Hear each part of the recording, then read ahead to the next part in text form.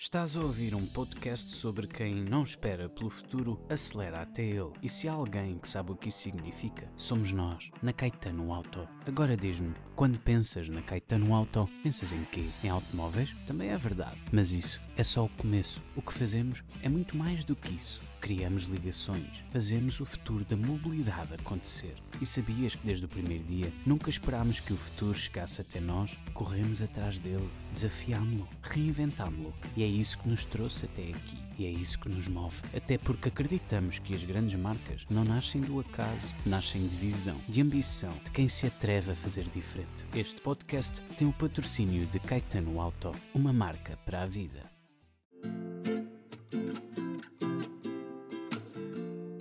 Olá e sejam muito bem-vindos ao podcast Marcas com Marca, um podcast que procurará sempre contar histórias de marcas escritas em português pela voz de quem as faz. Um espaço de respeito e reconhecimento, de histórias e história, de valores e valor, porque no final todas são marcas com marca, que trazem consigo a alma de quem as faz. Venha connosco nesta viagem em jeito de conversa pelo tempo de marcas que são, afinal, de todos nós. Este é um podcast da revista Marketeer e eu sou a Maria João Vieira Pinto. Turismo e hotelaria é o grande tema deste Marcas com Marca, onde tenho aqui comigo e como meu convidado Gonçalo Rebelo de Almeida, a segunda geração do Grupo Vila Galé. Um grupo que o pai fundou a partir de uma unidade hoteleira que nasceu em 1988 na Praia da Galé, no Algarve, então com 2 sócios, e que hoje se estende até perto de 50 unidades em Portugal e países como Brasil, Cuba ou Espanha. Tem mais de 20 mil camas e perto de 5 mil colaboradores. Bom dia, Gonçalo. Olá, é um gosto ter-te aqui comigo. Obrigada. Esta é uma história feita, de facto, de compras, ajustes, investimentos e continuam a investir e tem aí uma panóplia de investimentos também em cima da mesa. Com o teu pai a olhar sempre para o turismo numa perspectiva de presente, mas também com um olhar muito futuro. Quais é que foram, se tivesses, que estás há mais de 2 décadas, não é, ligado a isto, ou uma vida inteira ligada a toda esta história, quais é que dirias que foram os principais momentos, ou quais é que recordas como tenham sido os principais momentos desta história do Grupo Vila Galé? Não, a história é longa e para além dessas conquistas e aquisições e modelos diferentes de crescimento, eu acho que é essencialmente uma história de paixão do meu pai por este setor. Ele, como provavelmente muita gente sabe, foi advogado, tinha um escritório de advogados e nessa fase, enquanto advogado, já acompanhava muito o setor do turismo porque tinha muitos clientes nessa área, acompanhou o desenvolvimento de muitos projetos hoteleiros nos anos 80 no Algarve e é daí que surge a oportunidade de criar esta sociedade Vila Galé, que o nome não foi pensado, obviamente, para ser uma cadeia com esta dimensão, nasce pura e simplesmente do nome do primeiro hotel na Praia da Galé, no Algarve.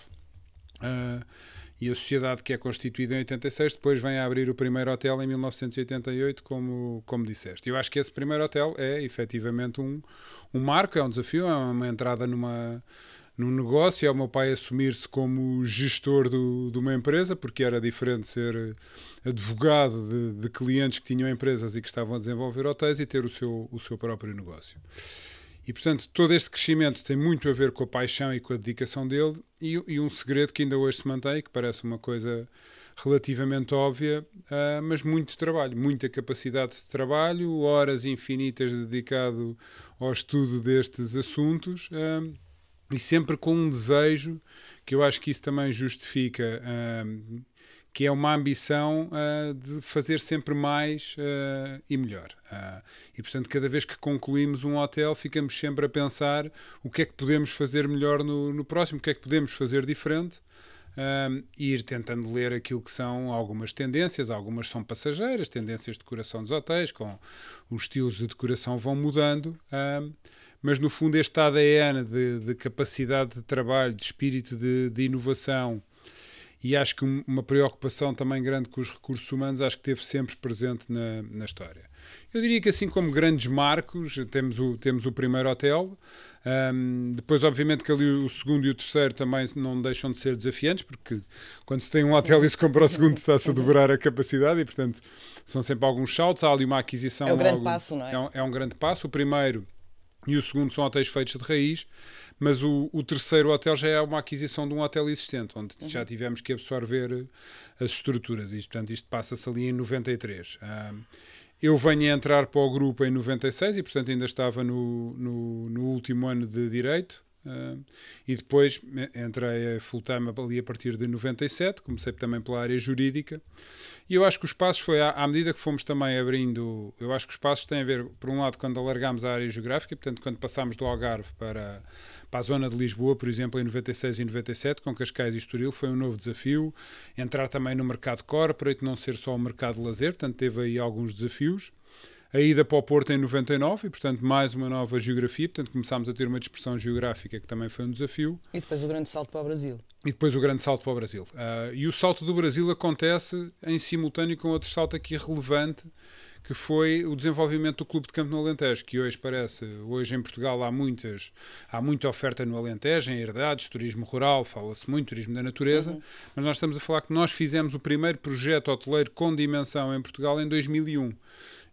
E foi na altura absolutamente inovador, num destino que não tinha nada, e portanto todos os clientes que lá iam era por indicação nossa, e em simultâneo com o Brasil, e portanto duas realidades, um hotel no campo perdido no fundo no meio do nada, e o Brasil Fortaleza, também uma geografia completamente diferente, a aprendizagem no fundo de tudo o que era o mercado brasileiro, legislação, cultura, o mercado da distribuição que dependia muito do mercado interno brasileiro, e portanto aqui são saltos importantes. Deixa-me só interromper, nunca houve o receio ou o medo de, a certa altura, e no meio de todos esses investimentos, pensarem, se calhar estou a avançar para fora de pé, ou onde é que eu me estou a meter?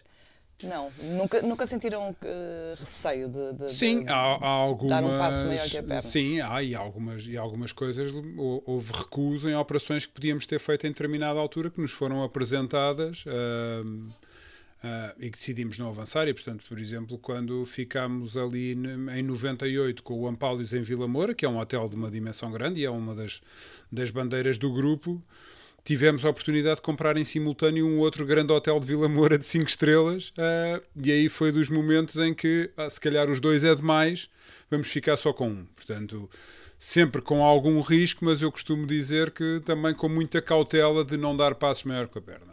Portanto, também aqui tivemos a oportunidade, aqui há uns anos atrás, de comprar aqui uma cadeia em Portugal, que depois estudámos, tivemos quase a avançar, mas depois acabámos por achar que era precisamente um passo grande demais, e depois foi vendida a um grupo internacional, e portanto muitas das decisões têm algum risco, mas foi sempre um risco calculado. Se olharmos para a nossa trajetória de crescimento, foi sempre um ritmo de 1, 2 hotéis, nunca mais do que isto, nunca fizemos grandes aquisições, e agora obviamente nos últimos anos também a empresa tem outra estrutura, tem outra capacidade, tem hotéis com boa rentabilidade e já permite dar aqui uns saltos maiores, como nos últimos anos, que temos aberto já 3, 4 hotéis por ano, que já é um desafio maior, mas que já também sentimos que temos capacidade para o fazer. E já são o segundo maior grupo hoteleiro português. Sim. Não é?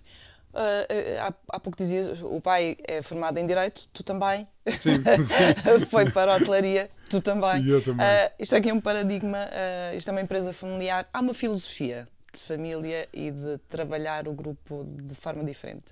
Eu acho que nós temos conseguido fazer um equilíbrio, porque quando as pessoas falam em empresa familiar, eu digo sempre que é relativo, não é? Estamos a falar, como tu disseste, 5 mil colaboradores, e na gestão de topo só estou eu e o meu pai, depois temos mais 6, 7 gestores de topo. Daí a minha pergunta. 6 ou 7 gestores de topo que tomam conta de várias áreas e que nada têm a ver com a família. Portanto, é um misto aqui que tem uma raiz familiar, que pretendemos manter em alguns aspectos que eu chamo positivos do lado familiar, da afetividade, da proximidade com as pessoas, de não ser muito burocrático, de ser ágil nos processos, de ter uma visão de longo prazo e não dos resultados do ano, de olhar para a empresa, o que é que vai acontecer e que queremos mantê-la nos próximos 20 ou 30 anos. Portanto, isto são valores que vêm do ADN familiar, ou seja, muito mais preocupação com o futuro do que propriamente com a otimização do resultado anual, e eu acho que isso que é fundamental para que o futuro aconteça, não é? Para que o futuro aconteça. Mas, por outro lado, obviamente que hoje também já temos que ter pessoas à frente dos vários departamentos, diretores em todos os hotéis, uma gestão de topo que acompanha cada um dos hotéis nas suas geografias, profissionais da área do marketing, das vendas, dos recursos humanos. Portanto, hoje a empresa está relativamente estruturada, embora quer o meu pai, quer eu, temos um perfil em algumas coisas se calhar excessivamente centralizador, mas foi porque aquilo é a nossa vida, conhecemos bem o negócio, conhecemos todos os detalhes e, portanto, na prática gostamos de saber o que é que se passa em cada uma das áreas, porque, por um lado, achamos que com a experiência que temos, o meu pai ainda mais, mas eu já tenho também 30 anos de experiência, consigo sempre acrescentar algum input válido numa decisão ou noutra, e por outro lado porque gosto, na verdade, e o meu pai também continua a adorar envolver-se, quer no desenvolvimento dos projetos, quer na parte operacional. E gostavam que a próxima geração por lá continuasse? Sim, a próxima geração, a única coisa do lado das minhas irmãs ainda não consigo dizer. Tenho uma irmã que tem 4 filhos, mas são todos relativamente pequenos. Os meus já são um bocadinho mais velhos, mas não tive influência nenhuma. A única coisa que é garantida é que nenhum foi para direito, portanto já tenho aqui um desvio de padrão, um para farmácia, outro para arquitetura, outro provavelmente para medicina, portanto não tive... Mas, quem sabe, eu também tirei direito convencidíssimo que ia ser advogado. E foste de alguma forma pressionado a ir para lá ou incentivado, aliciado? Não, nunca fui pressionado e, aliás, o que eu fiz foi quando acabei o curso, estava em part-time num escritório de advogados que nada tinha a ver connosco, na sequência do estágio, fiquei a trabalhar em part-time num escritório de advogados e estava a outra metade do tempo na empresa. E, no fundo, tive neste registro 1 ano e meio, 2 anos, e depois percebi que gostava muito mais da componente empresarial. Portanto, foi uma escolha já com alguma informação do que era trabalhar num escritório de advogados ou trabalhar na empresa, e optei por trabalhar na empresa. E depois vim a descobrir que gosto imenso da atividade turística. Eu continuo a gostar de direito, eu tenho a particularidade, eu gosto de imensa coisa, não é? E, portanto, gosto de história, gosto de informática, assim, de coisas que nada tem a ver, gosto de recursos humanos e, portanto, fui descobrindo coisas novas ao longo do meu percurso. Mas o Vila Galé entra na casa dos Rebelo de Almeida e os Rebelo de Almeida entram na casa da Vila Galé? Ou seja, o trabalho vai para casa e a casa vai... Não, isso é inevitável. Isso é inevitável. E as histórias obviamente que muitas das conversas familiares em almoço, não sei o que, acabam por ir dar à Vila Galé. Muitos dos encontros familiares se passam em hotéis Vila Galé. Portanto, é sempre difícil separar completamente as águas. A atividade é absorvente e, portanto, acabamos sempre por levar e misturar as coisas. Não é? Há alguma história que recordes que tenha sido marcante? Ou são assim tantas que é difícil? Não, há muitas histórias, há muitas histórias que são marcantes. O meu primeiro envolvimento ainda não estava a trabalhar propriamente, mas tem a ver com a construção do primeiro hotel. Nós estávamos para abrir o primeiro hotel, eu na altura tinha 14 ou 15 anos, e o primeiro hotel começou por ser um hotel-apartamento que tinha uma mercearia que também era gerida por nós. E na altura foi preciso montar a mercearia, e hoje é uma coisa que as pessoas já não se lembram, mas todos os produtos eram etiquetados com o preço. E, portanto, a minha primeira tarefa foi estar a família toda a noite, porque na altura a empresa era pequena, não tinha muitos recursos, entre eu, o primo, o irmão, tios, não sei o quê, tudo a colocar etiquetas com os preços nos produtos da mercearia para ela poder abrir no dia seguinte. Depois, obviamente, que há muitas histórias relacionadas com as aberturas dos hotéis, imprevistos de última da hora, mau tempo, atrasos na obra. O caso de Lagos, por exemplo, foi uma inauguração bastante desafiante, porque a obra atrasou imenso. Tínhamos uma inauguração com uma festa muito grande para 600 pessoas, com o Primeiro-Ministro, Ministro da Economia. Em simultâneo estávamos a mudar o sistema informático, a obra atrasada, a receber 600 convidados, tudo a acontecer no mesmo dia, 25 de Abril, que coincide com o aniversário do meu pai. E, portanto, foi uma operação em que tive 3 dias sem dormir para conseguir ter aquilo tudo. Depois tenho histórias pessoais ligadas à empresa de viagens à Alemanha, à Inglaterra, de contacto com clientes, algumas delas onde me perdi, em cidades na Alemanha, no sul da Alemanha, e não consegui encontrar o caminho de volta para o hotel. Hotéis de onde fui expulso porque o senhor viu que nós não falávamos alemão, começou a desconfiar de português, a chegar a um hotel perdido no meio da Alemanha e não nos deixou lá dormir. Portanto, há muitas histórias, muitas pessoas que se foram conhecendo ao longo da vida e que nos deixam muitas memórias, e hoje, se me sentar num jantar com alguém, quem ainda não ouviu estas histórias, tenho múltiplas histórias para contar. Para partilhar, que este é um setor muito rico.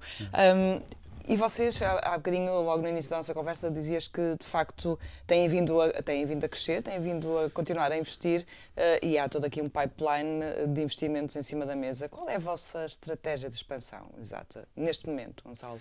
Ou seja, dirias que é continuar a olhar muito para Portugal, porque ainda há alguma coisa a fazer aqui, é olhar para outros países lá fora. Qual é o vosso projeto?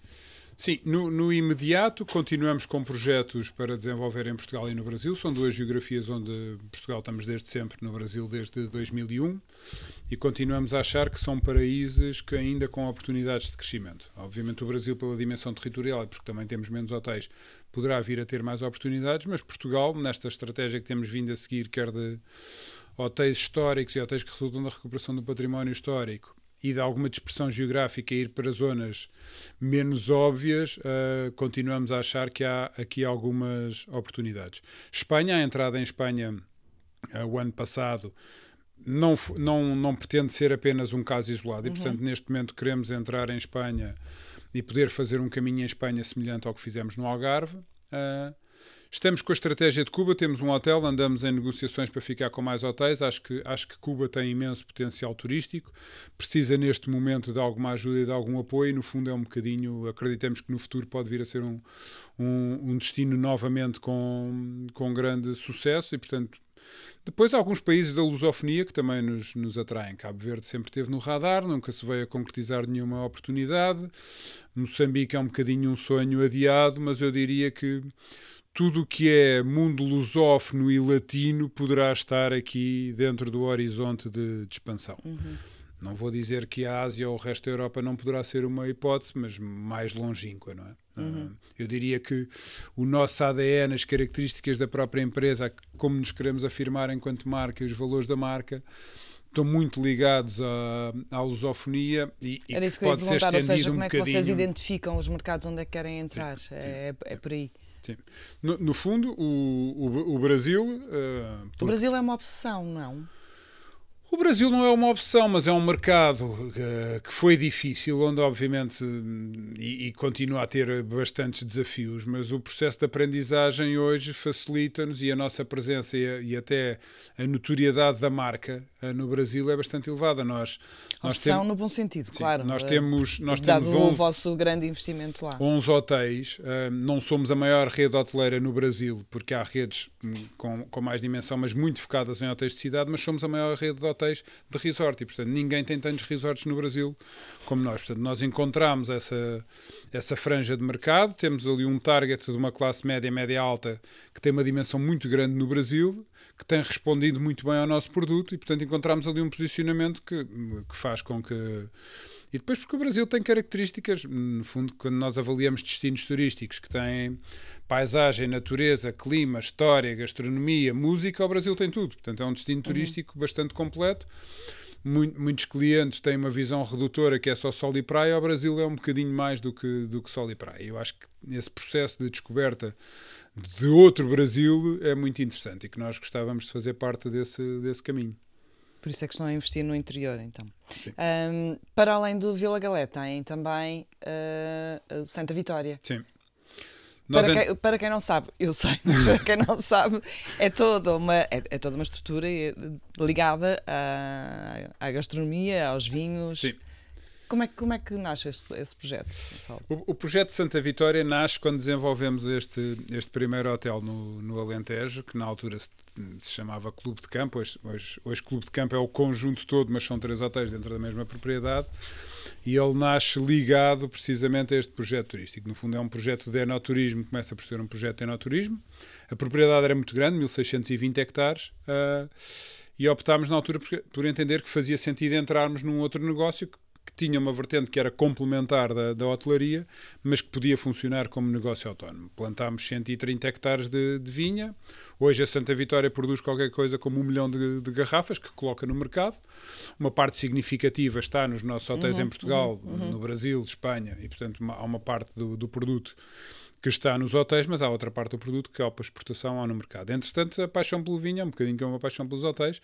Fizemos um outro projeto enoturístico no Douro, que tem um hotel que é o Douro Vineyards, mas também tem uma adega que faz um vinho Valmoreira E agora este projeto que está para abrir já daqui a um par de semanas lá em cima em Ponte Lima, também é mais um projeto de enoturismo. Portanto, isto caso que criámos aqui hoje uma subcategoria de hotéis que são os Vineyards, e que ficou o Alentejo Vineyards, o Douro Vineyards e o Ponte Lima Vineyards, um com vinhos do Alentejo, outro com vinhos do Douro e agora o último com vinho verde.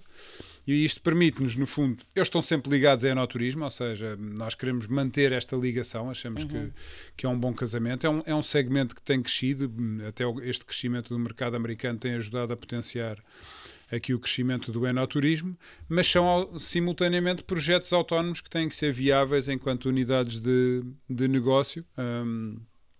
E por isso também estamos mais ou menos de corpo e alma nesse negócio dos vinhos. E que se inserem na filosofia que o pai defende, que é de criar espaços inovadores, não é? E diferentes. Aliás, vocês têm muitos hotéis temáticos também. A diferenciação faz-se assim? Sim, vamos lá ver, porque se nós pensarmos na essência dos hotéis, e se eu quiser ser redutor, o hotel não deixa de ser um espaço com um quarto, e um quarto tem, nos milhares de hotéis que há no mundo, ou nos milhões de hotéis que há no mundo, uma cama, uma casa de banho, umas mesas de cabeceira, uma secretária, uma televisão, um telefone e uma iluminação. Portanto, é difícil a inovação propriamente do ponto de vista do produto, da essência do produto. Ele é constante, as tendências depois de decoração, se é uma cama mais baixa ou uma cama mais alta, se a madeira é clara ou a madeira escura, se os tons da decoração são mais claros ou mais escuros, isso vai evoluindo ao longo dos anos, e umas vezes está numa onda, outras vezes está noutra. Mas onde se pode inovar tem muito a ver com criar conteúdo adicional dentro dos hotéis, e daí a tematização, ou seja, os clientes terem uma experiência que vão beber qualquer coisa de conhecimento adicional. Nós optámos por temas culturais nos hotéis e, portanto, a dança, a música, a poesia, a moda, e, portanto, trazer a cultura para dentro dos hotéis. E outro aspecto da inovação é na escolha dos locais, não é? E, portanto, obviamente que também estamos nos principais destinos turísticos já com notoriedade e onde há mais volume de procura, mas também estamos a inovar, a dizer, por que não virem fazer férias a Alter do Chão, mais ou menos desconhecido, ou a Elvas, ou agora à Ponte de Lima, ou o Douro, que hoje tem alguma notoriedade adicional, mas nem sempre foi assim, ou Beja no Alentejo. E, portanto, também estamos a descobrir, ou o Algarve, fomos quase pioneiros aí para Tavira, que na altura que havia uma parte do mercado que conhecia, mas estava pouco explorado. Nós estamos a falar que fomos para Tavira em 2000, portanto, há 25 anos. Hoje parece mais ou menos também um destino conhecido, mas temos feito este caminho de lançar simultaneamente destinos novos como parte da estratégia de inovação. E que desejo é que têm hoje para o grupo? Não, no fundo, eu acho que aqui o desejo é conseguir, à medida que o grupo vai crescendo e vai espalhando, quer em termos de unidades geográficas, ir a outros países, a outras regiões, e vai, obviamente, aumentando o número de recursos humanos, conseguir não perder o ADN da marca e os valores que estão por trás. Que não é fácil, não é?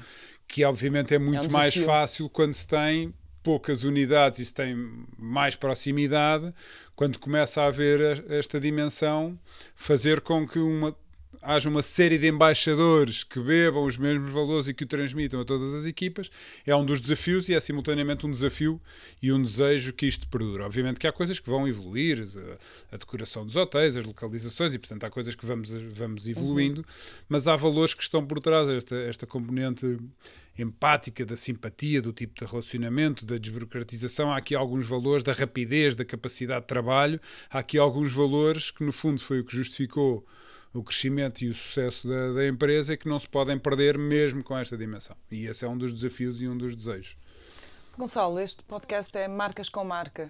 Temos grandes marcas em Portugal, como a Vila Galé. Como é que marca o Grupo Vila Galé?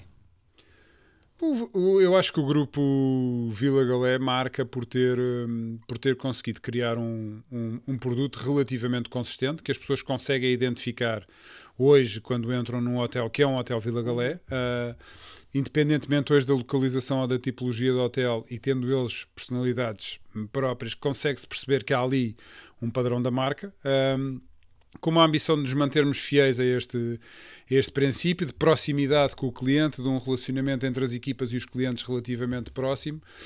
E eu acho que é isso que marca. E outra coisa que marca é este dinamismo e esta capacidade de estar sempre a reinventar e a lançar novos produtos no mercado, o que quer dizer que os nossos clientes connosco todos os anos terão uma surpresa e um produto novo para experimentar. Eu acho que tem sido por aqui que a Vila Galé tem marcado a sua presença, quer em Portugal, quer no Brasil.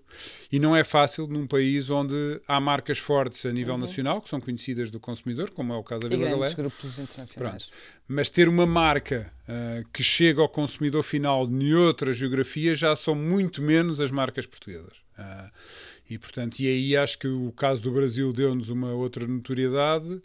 Cuba também nos abre portas porque tem mercados emissores diferentes, como o Canadá, e portanto estamos a ganhar notoriedade junto do público canadiano. Espanha abre-nos também novas oportunidades de chegar a consumidores finais noutros mercados e ter uma marca portuguesa que começa a ter relevância junto do consumidor final, porque marcas que trabalham o consumidor final é diferente. Querem ser uma marca global? Nós gostaríamos neste tabuleiro tão competitivo? Sim, na verdade o setor do turismo ele sempre foi global, porque nós sempre tivemos que competir à escala global, apesar de não ter hotéis noutras geografias, porque 60% dos clientes que visitam Portugal são estrangeiros e estes clientes visitam hotéis e marcas noutros destinos e, portanto, nós desde sempre que estamos a competir com as principais marcas. Os nossos concorrentes não é o hotel na mesma rua. É um hotel em Singapura, um hotel em Londres ou em Paris, porque o cliente que visita esses hotéis vai visitar os nossos e vai nos comparar com esses. E, portanto, esta necessidade de ter trabalhado a uma escala global e perceber quais são as tendências da hotelaria a nível mundial deixa-nos mais preparados para essa expansão. Gonçalo, muito obrigada. Foi um gosto. Continuem a crescer e levar Portugal lá fora e Vila Galé lá fora e que nós vamos também para umas férias ou umas visitas. Obrigada, Gonçalo. Muito obrigado, foi um prazer.